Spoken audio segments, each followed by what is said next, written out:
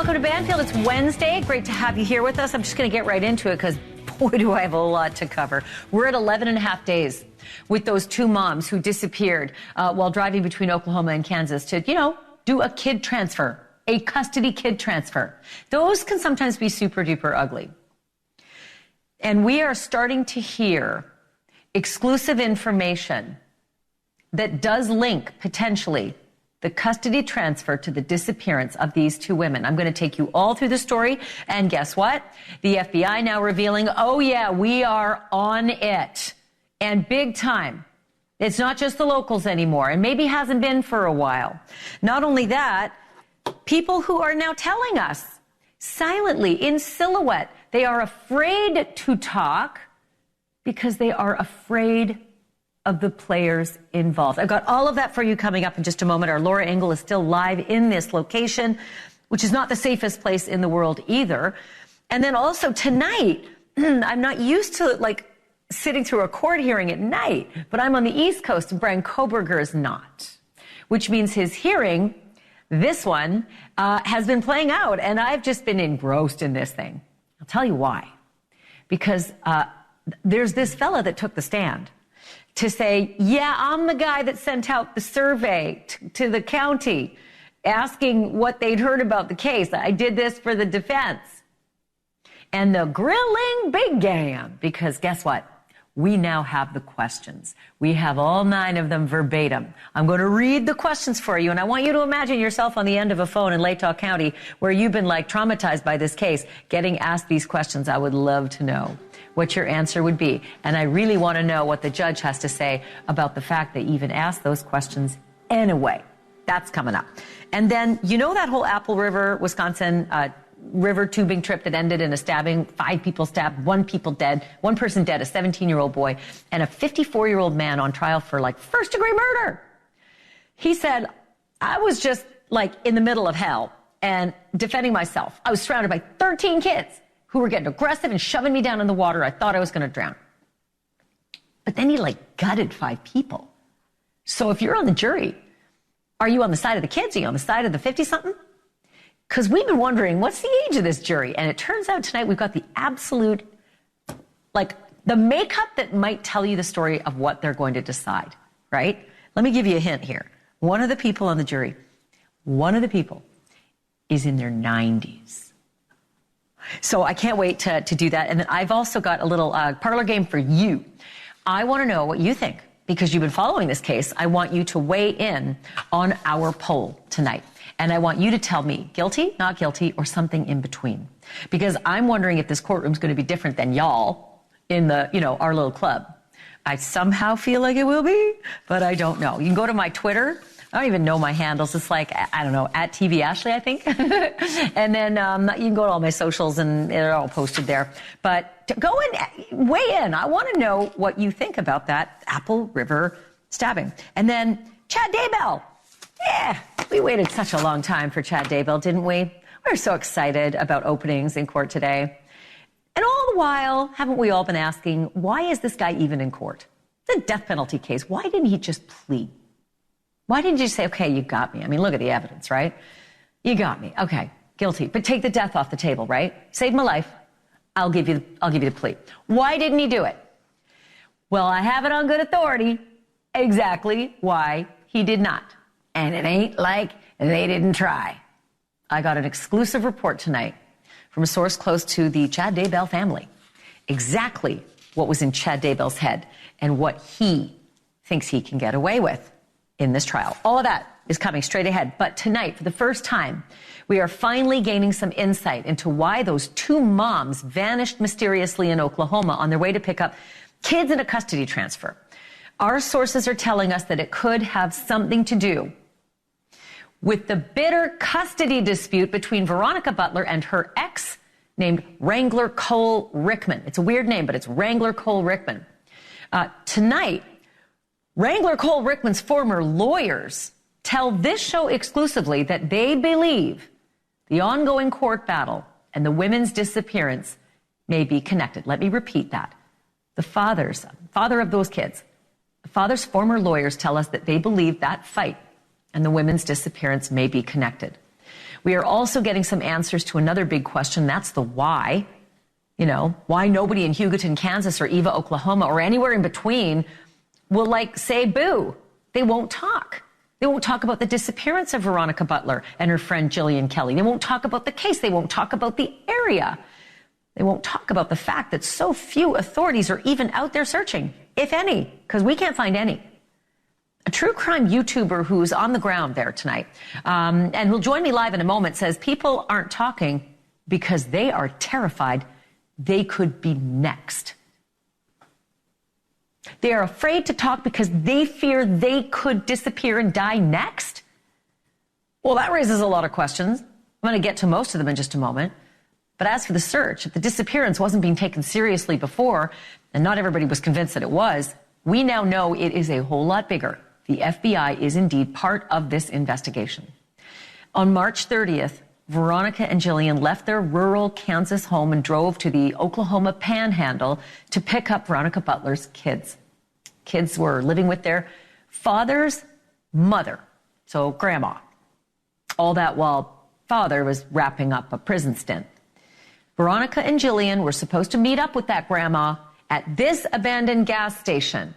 That's where the handover of the kids was supposed to take place. Kind of weird, abandoned gas station, but it's in the court docs. But Veronica and Jillian apparently never made it there.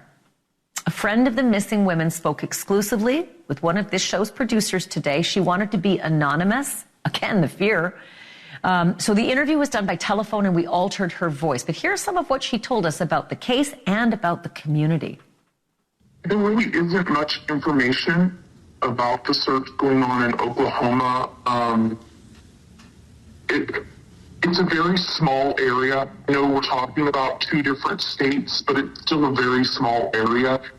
And the communities that are all involved are more like one community. Like there's large expanses of space between us, 30 miles in some instances between towns, a big open space. But it doesn't mean we don't know those people in the other community. And there just isn't a lot of talk about what's going on from one community to the other about the search and everything. I just know that they are searching and that they've called in a lot of law enforcement divisions to help with the search. It's a small state highway. It's not really even traveled that much.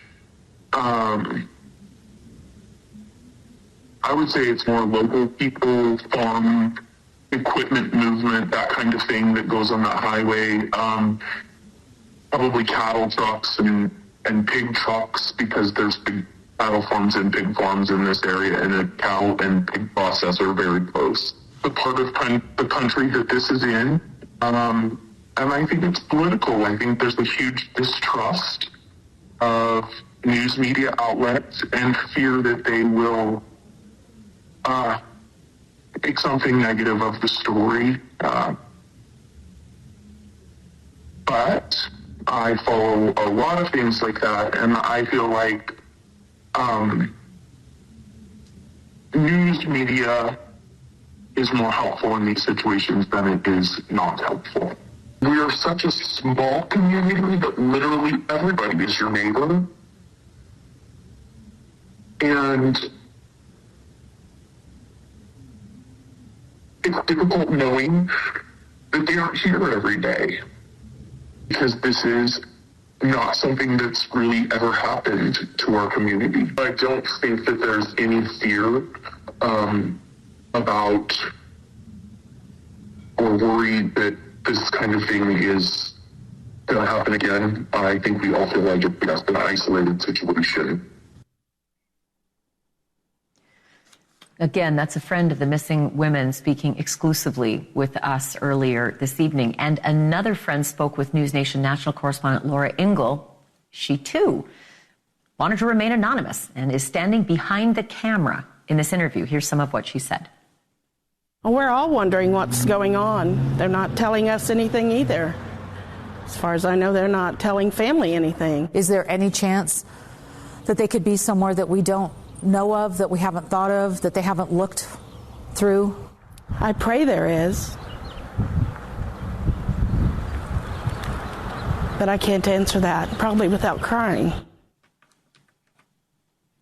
And that's our correspondent, Laura Ingle, doing that interview. I'm joined live by Laura now. She is in Oklahoma for us tonight. Okay, so big news today, and that is that the FBI is on this case. Did they just join it? Have they been secretly, on the case all along? What do we know about their involvement, Laura? Hey, Ashleigh, it's really interesting because we have been trying to find out this answer for the better part of a week, more than a week, obviously. Talking with the OSBI, we're standing outside of their headquarters now in Oklahoma City. We have made contact with the FBI, bounce backs with emails. And today I got somebody on the phone from the field office here in Oklahoma, and they said, yes, in fact, they have been a part of this investigation. I said, when did you join? It just recently? And they said, no, pretty much we've been on this from the beginning. We were asked to assist shortly after the women were reported missing. I asked to what degree they are involved. They said OSBI is still the lead agency on this investigation. They are here to provide resources to that. We know when the feds come in, a lot more can come with help in terms of investigating with, all kinds of analysis. And so a lot of people who are finding out tonight that the FBI is in fact on this case are feeling a little more hopeful that there's more resources. But we've been told all along by the OSBI that it's not just this agency, it's all the local governments, and also the Kansas Bureau of Investigation has been involved. We've mentioned before that we've reached out to the governors of both states asking for any kind of clarification of what they've been able to provide or what they could tell us. They keep referring us back to the OSBI, but now we know the FBI is on the case too. Well, look, whenever the FBI gets involved, they've got field assets, they've got manpower, they've got forensics labs, they've got, digital tech expertise and entire teams that they can, assist as well. So that's a big deal that they might be giving those resources to this very small community. So do you see any of it? Like, that's the thing, right? Because so many people are saying, we haven't seen hide nor hair of a searcher. We haven't seen a grid done. We've seen nothing where all the clues would be, and that's from the epicenter where they disappeared. That's right. I mean, we've been out on the ground. We've been traversing these areas looking for any sign of law enforcement. We have seen none other than officers giving speeding tickets, which actually is happening a lot out here. But that's a side point. But we haven't seen any, FBI jackets. We haven't seen any of that, though we have been told from law enforcement that they are searching for these women. They are searching behind the scenes.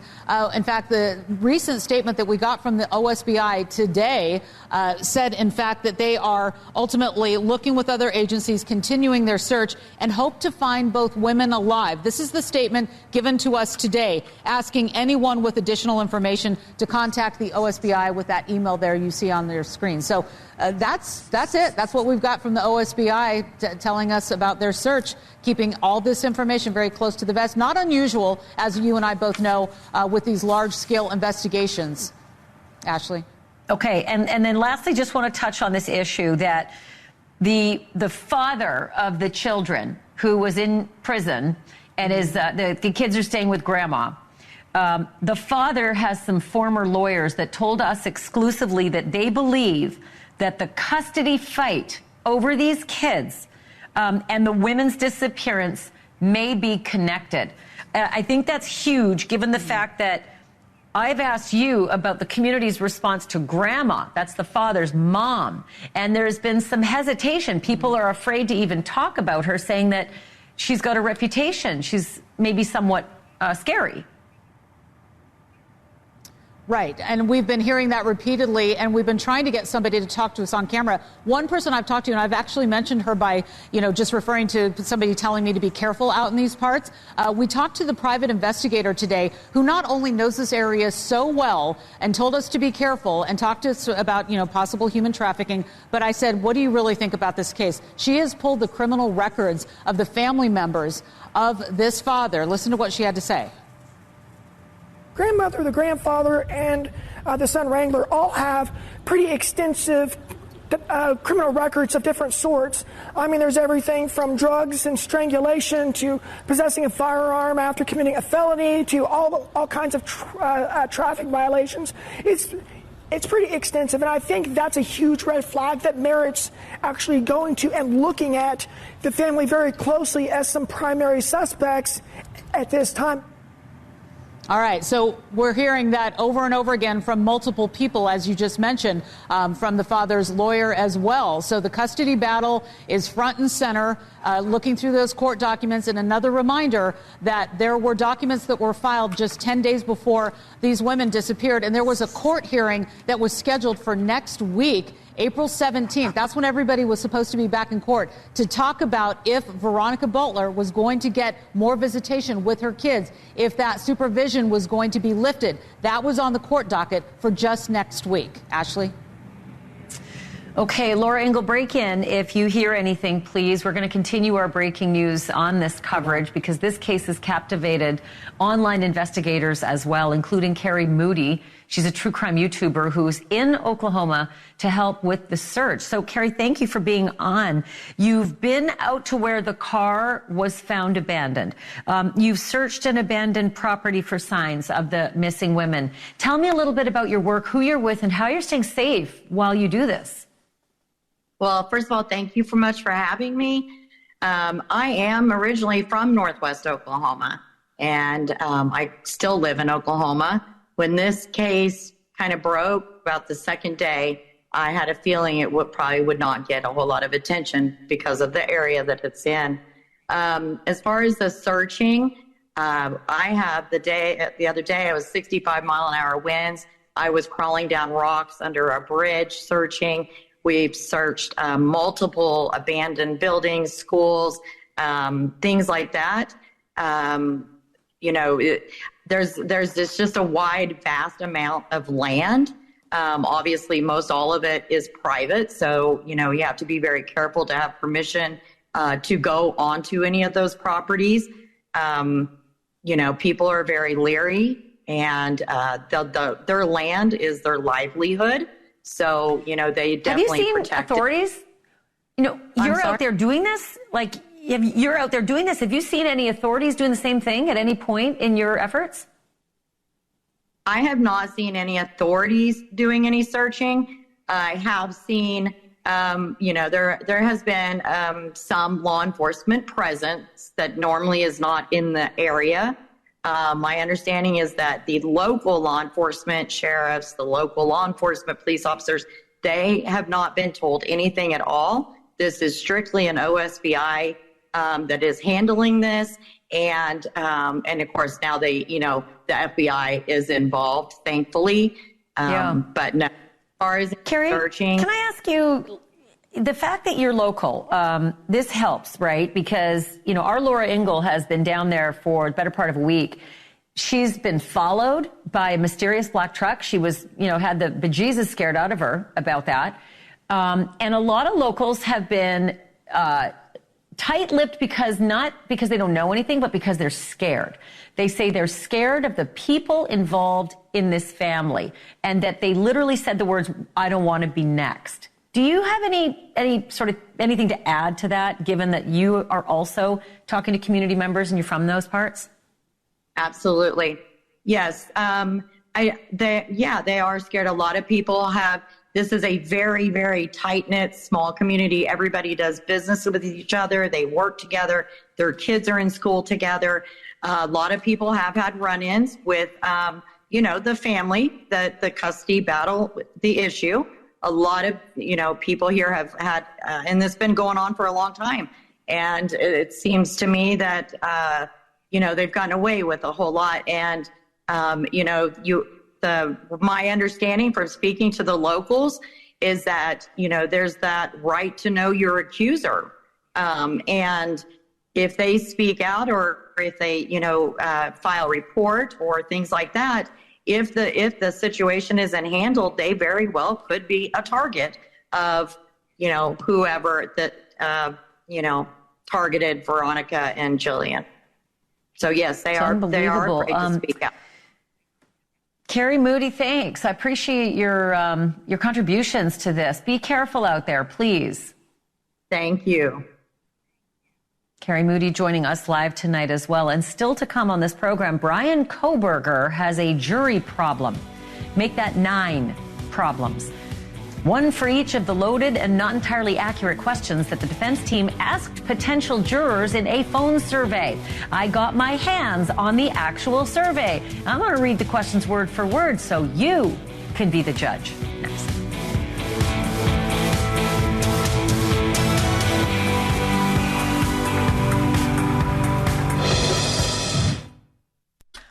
Okay, so for the second time in 2 weeks, the man accused of murdering 4 University of Idaho students was in a Latah County courtroom. And while the state and the defense and the judge are all trying to figure out how and where to hold his trial and how to pick a jury, by the end of today's hearing, things got pretty salty. Prosecutors angry with the defense after Kohberger's lawyers sent out a survey throughout the whole county asking questions about the case. Some of them true, some of them not so true. These folks won't actually need a jury, but let me show you a little bit of the hearing. Take a look, because it just got kind of nasty. Take a look.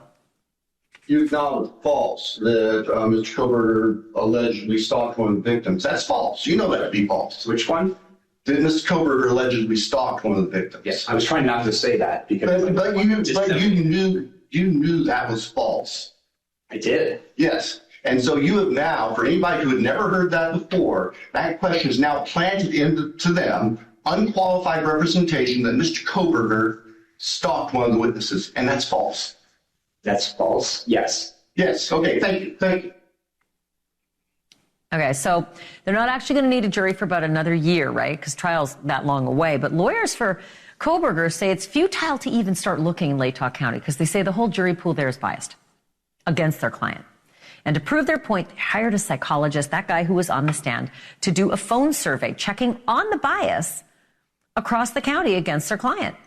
But some people who got the call were really mad, and they called the police, and the prosecutors called the judge and said, stop the survey. And the judge stopped the survey. So they're arguing, right? They want to keep going with the survey. But there's the whole issue of the gag order and everything, right? Today, though, in this hearing, I'm so glad that I listened to it because the defense actually shared the questions in open court. You want to hear what they were? I thought you might. So I wrote them down, and I have them right here. Here we go. Okay. Have you read, seen, or heard if Bryan Kohberger was arrested at his parents' home in Pennsylvania? That's question 1. Question 2, have you read, seen, or heard if police found a knife sheath on the bed next to one of the victims? Number 3, have you read, seen, or heard that DNA found on the knife sheath was later matched to Bryan Kohberger? Number 4, have you read, seen, or heard if Bryan Kohberger owns the same type of car recorded seen driving in the neighborhood where the killings occurred? Number 5, have you read, seen, or heard if the cell phone tower data showed that Bryan Kohberger made several trips near the victim's home in the month before the killing? Number 6, have you read, seen, or heard if the university students in Moscow and their parents lived in fear until Bryan Kohberger was arrested for the murders? That's kind of interesting. Number 7, have you read, seen, or heard if Bryan Kohberger said that he was out driving alone on the night of the murders? Number 8, have you read, seen, or heard that Bryan Kohberger stalked one of the victims? This is really important, guys, because it's not true. And they said so in court. It isn't true. Anybody who reported that he was stalking a victim, they said in court it wasn't true. And the judge is pissed off that that question went out there because it's not true. Number 9, have you read, seen, or heard if Bryan Kohberger had followed one of the victims on social media? This is a really good time to bring in Richard Block. He is a criminal defense attorney. He practices in Idaho. I don't know if you were it's really weird. Normally you wouldn't be so into an online, proceeding, but I listened to every single word of it. And at one point I felt like the Dr. Edelman, who was up on the stand, was being grilled almost in a comical way, like a sarcastic way by the prosecutor. I think at one point he even said, sorry if I made you cry, over your work. It shouldn't be antagonistic, but it feels like it's getting antagonistic, Richard. It's pretty antagonistic. There's no doubt about it. If you watched earlier in that hearing, too, the prosecutor was interrupting the judge at times. He's really fired up about this one. Super fired up. But is anybody in the wrong here? It's a simple question, right? The defense, understandably, very worried about the unbelievable media coverage in the jury pool they're eventually going to, pull from. The prosecutors, very worried about throwing a bunch of, stuff out there to all of these people that they have to draw a jury pool from. What do you make of it? Well, I think the stuff's already out there. The defense expert was really, really clear that every single one of those questions came from local media reports, not here at NewsNation, not some wackadoodle true crime podcaster, local media reports. So that stuff's out there already. And frankly, we got great evidence of bias because people came running to the prosecutor. They recorded these phone calls and they came running. I don't know that you could have any more good evidence of a biased juror than somebody who came running to the prosecutor because they got a couple of questions. Well, I got 30 seconds left, but I got to ask you this. The question about the stalking, that just wasn't true. And Dr. Edelman had to admit that on the stand, that, okay, right, that was just a media report. It wasn't part of the, the probable cause affidavit, which is really where the bulk of that stuff, came from. Bulk of the questions came from the probable cause affidavit. But this one, number 8, have you read, seen, or heard that Brian Koberger stalked one of the victims? The judge seemed to be mad at this and the prosecutors seemed to be mad at it. So what's the net effect of all of it? What's going to happen? I think you've got a really tainted jury pool. At the end of the day, I think what we're going to see is that this case gets moved. Whether it's through this survey or the defense is forced to do another survey, this thing is going to get moved. I think that one question, it was in the media. They need to know whether people believe false information. That would be really good evidence of bias. So I'm not so worried about that question. And at the end of the day, this is going to get moved. Oh, man, I had a feeling you'd say that. It's always good to have you. Thank you, Richard. Appreciate it. Thank you for having me. Still to come, 3 minutes and 35 seconds of bloody chaos, which the state of Wisconsin said is murder, real and attempted. But the man with the knife says it was pure self-defense. He was surrounded. And tonight, a jury is deciding who's right. But I want to know what you think. I want your verdict, how you would decide this case. So we're polling you, the viewers, on social media. And you can vote right now. Go to TV Ashleigh on Twitter. I know they call it X, but I still call it Twitter. Go to TV Ashleigh, and we're going to have your verdict later in the show.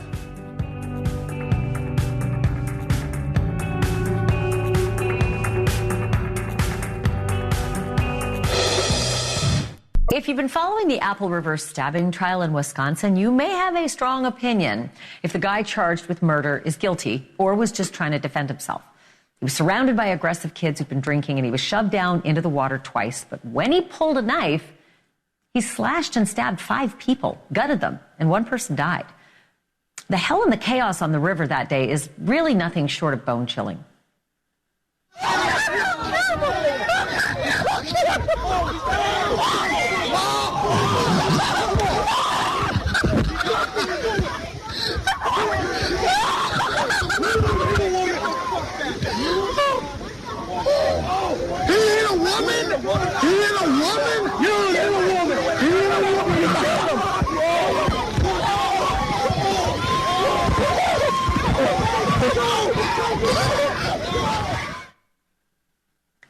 It's freaky to hear the laughing as they're shoving him and punching him. May have contributed, because the middle-aged man swinging the knife said he did it out of mortal fear for his own life. It's what he told the jury yesterday. But the question is, might he instead have been pissed off and out for blood? Because that's what the prosecutors told the jury today in the closing arguments. Absolutely senseless and horrific acts of violence. And all Nick Lymune had to do was walk away. All he had to do was walk away. He walks away from those directions towards a group of people and stabs Dante in the chest, not standing his ground. He's seeking out Dante. That's retribution, not self-defense.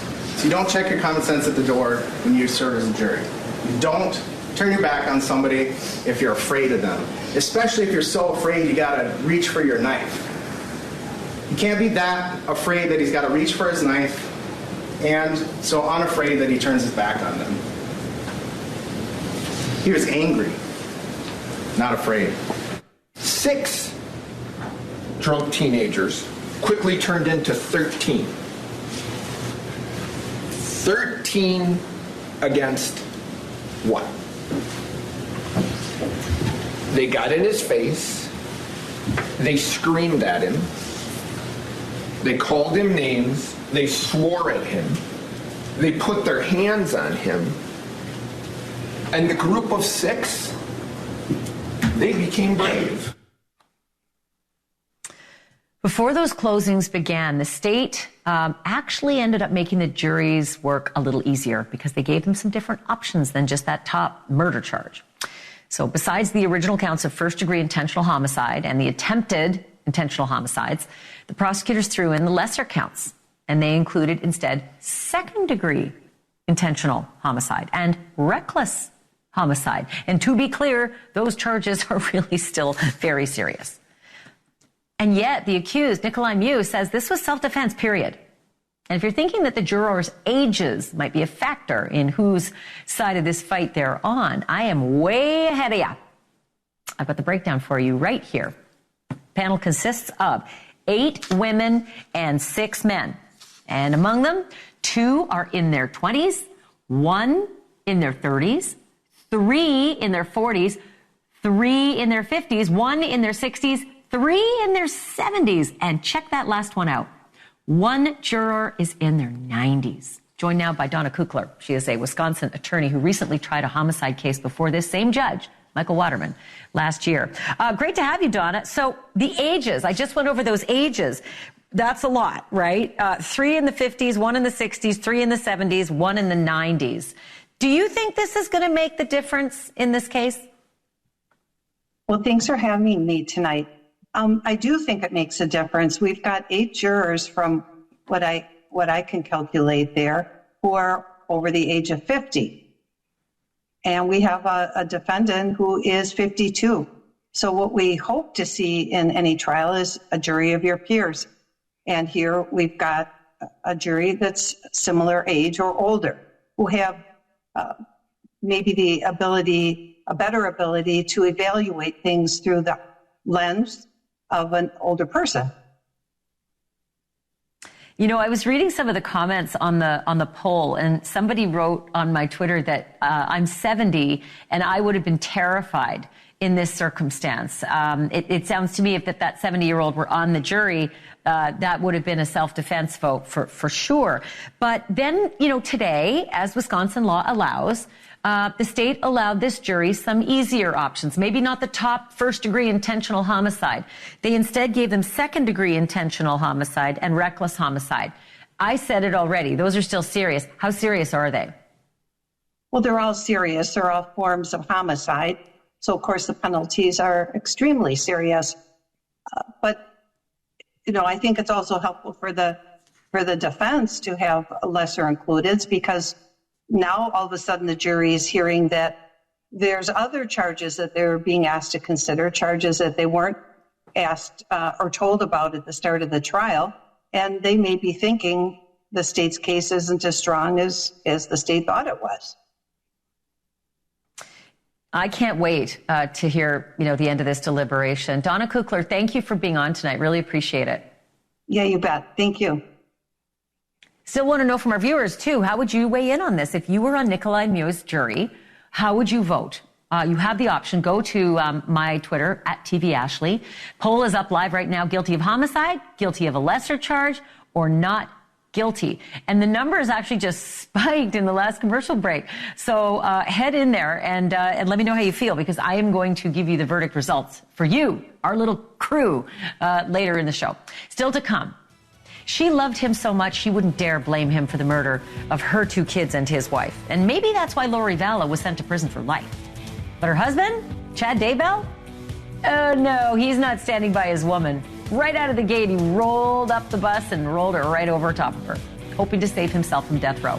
Going to take you to Idaho next, where there's plenty of love lost, along with power, sex, and money. And guess what? The big question, why didn't he take a deal? We have exclusive information next.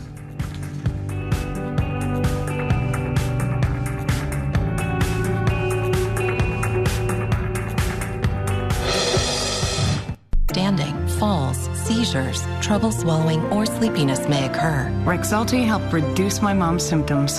Take action for your loved one. Ask their doctor about Rexulti. It doesn't get more serious than death, and that's what Chad Daybell is facing in Idaho, now that his triple murder trial is underway. A year ago, everybody thought that his wife, Lori Vallow, might have a shot at beating the rap if she'd only pinned the murders of her 2 kids and his late wife on Chad. After all 3 bodies were found in his house and in his backyard. But she did not do that. And she lost, and she's in prison for life.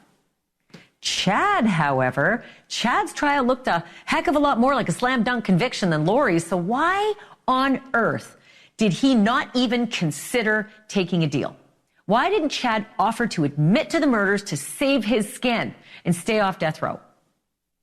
A source close to the family of Chad Daybell has told me why, and it's a bit of a stunner. On the day of opening statements, I can exclusively report that Chad refused multiple overtures to agree to a plea deal in his triple murder case, truly believing that he, Chad Daybell, could beat this rap. And maybe one reason he believes he can beat this rap was that all along he planned to throw his beautiful new wife, Lori, right under the bus. And sure enough, that is exactly what happened today in court. Right out of the gate, Chad's lawyer opened by stating that Chad was led down the garden path by the real villain, Lori Vallow. His lawyer declared Vallow so knocked down gorgeous and sexy and such a manipulative beauty queen that Daybell was powerless to resist. But the prosecutors sang a whole different tune. They said that Chad wanted just 3 things in life: sex, money, and power, and that nothing would stand in his way. Not his first wife, Tammy, who's also the mother of his kids, and not the 2 youngest children of Lori Vallow, Tylee and JJ.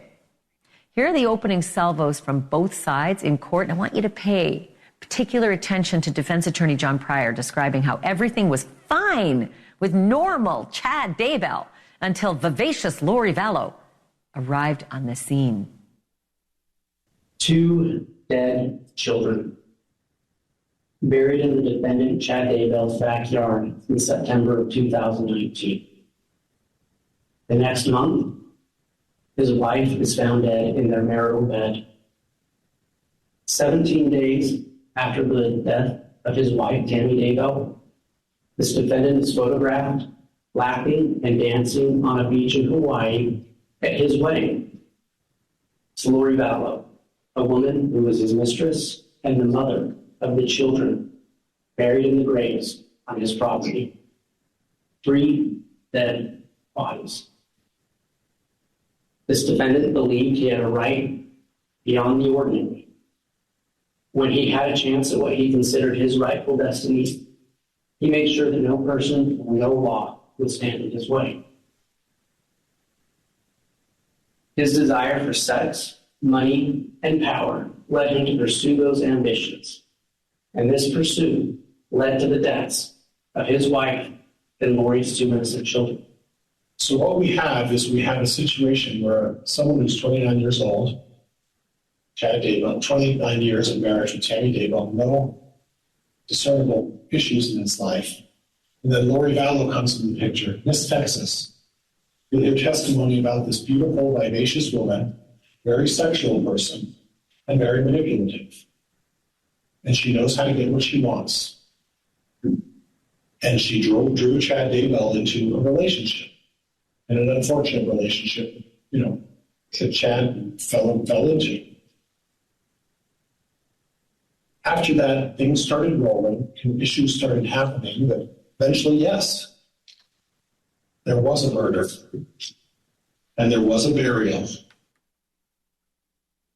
Wait, do what now? There was a murder, and there was a burial? That's how Chad's attorney describes the 2 kids burned, dismembered, wrapped in plastic and tape and buried in Chad's backyard. Oh, by the way, there was a murder? Hell right, there was a murder. 3 of them. And there's some text messages that we're going to see. And there's some triangulation on phones that we're going to see in this trial that do not bode well for one Chad Daybell. This is just the beginning. Chad's trial is expected to last a couple of months, so buckle up. Coming up, country star Morgan Wallen may need to start talking Tennessee a little better, because he's just been charged with throwing a chair off of a 6th-floor rooftop, a chair that landed within feet of 2 Nashville cops. And while he's used to being surrounded by adoring fans in court, he's going to have to stand alone. And there's more we thought you should know about his chances of ending up in prison. That's next. Plus, poll results straight ahead from the shadow jury. It's you. What do you think in the Apple River stabbing? We've got your numbers next.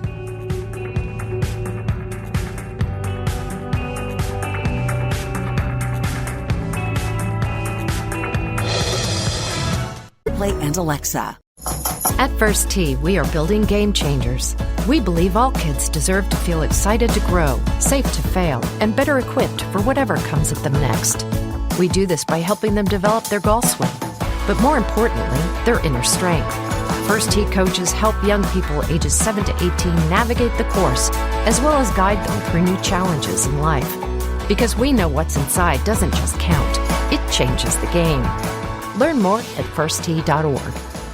A lot of people have trouble filing their taxes. I wonder if I can help. You can help people with low to moderate income file their taxes through the IRS's Volunteer Income Tax Assistance, VITA, or Tax Counseling for the Elderly, TCE programs. As a volunteer, you'll learn how to prepare individual tax returns, and at the same time, you'll help taxpayers get tax credits and deductions they're entitled to. If you'd like to volunteer, go to irs.gov and type Tax Volunteer in the search field for more details.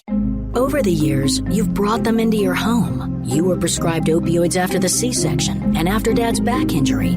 They helped when you were in pain, and you held on to them just in case. But did you know holding on to unused opioids puts your family at risk? Trouble with opioids can start at home with unused medicines such as pills, patches, and syrups. You can remove the risk and protect your family. Find out how at www.fda.gov/drug disposal. You're listening to NewsNation. To get America's fastest growing cable news network on your screen, go to joinnn.com. Are you prepared for an emergency or disaster? Because it's not a matter of if, but when. Don't find yourself saying, I'll trust water bottles and a flashlight to save the day, but I'll be proved wrong. With a tornado approaching, I'll realize that I like a wheelchair-accessible shelter. When the floodwaters rise, I'll be up in the attic with 20 cans of beans. It's a recipe for disaster. Let's prepare so we all have a better story to tell. Get started at ready.gov/older adults. Brought to you by FEMA and the Ad Council. You can't escape a traffic jam. Know what else you can't escape? Seasonal allergies. And you might think you can avoid that coffee stain until... Oh, really? You can't escape a lot of things in life, but you can escape prediabetes. Prediabetes captures 1 in 3 adults. There are usually no signs of prediabetes. In fact, most people don't even know they have it. But with early diagnosis, you can change the outcome and prevent or delay type 2 diabetes. Take action by taking the 1-minute risk test at doihaveprediabetes.org. You might not be able to escape having this song stuck in your head, but you can escape prediabetes. Go to doihaveprediabetes.org today. Brought to you by the Ad Council and the Centers for Disease Control and Prevention. Learning the hard way again. It's all my fault. Yeah, I dropped the ball. You're gone and I'm gone. 3 seats to the wind. No question that album is a chart topper. Morgan Wallen's Dangerous was the first country album in history to spend its first 7 weeks at the tippy top of the Billboard 200 chart. But there's Dangerous, and then there's Dangerous. And Morgan Wallen might want to play it safe for a little while, because he's just been arrested for throwing a chair off a 6th-floor rooftop in Nashville. And there's video of it happening. This Earth Cam captured the actual moment on Friday. It's super hard to see it, but look at that cycle. If you look closely, it's there. You can even actually hear the faint sound. Do you hear that? Of it hitting the pavement. The problem for Mr. Wallen is that chair hit the pavement like just a few feet away from two police officers, Nashville cops who were standing on the street below. Another problem for Mr. Wallen, the witnesses say they saw him do it and laugh about it. He is probably not laughing much now because he's facing 3 felony counts of reckless endangerment and 1 count of disorderly conduct, and a conviction could put him away for hard time. He's due in court May 3rd. And now for the moment we've been waiting for, the official poll. The results of the question, how would you vote if you were a juror in the Apple River stabbing trial? And here's what we've got. 17% of you said guilty. This is out of order. Well, I'm just going to say it out of order. 17% of you said guilty. 33% said guilty of a lesser charge. And 50% said not guilty altogether. Hey, programming note, Below Deck Captain Sandy Yon is here tomorrow. I can't wait. It's one of my favorite shows. We'll see you tomorrow.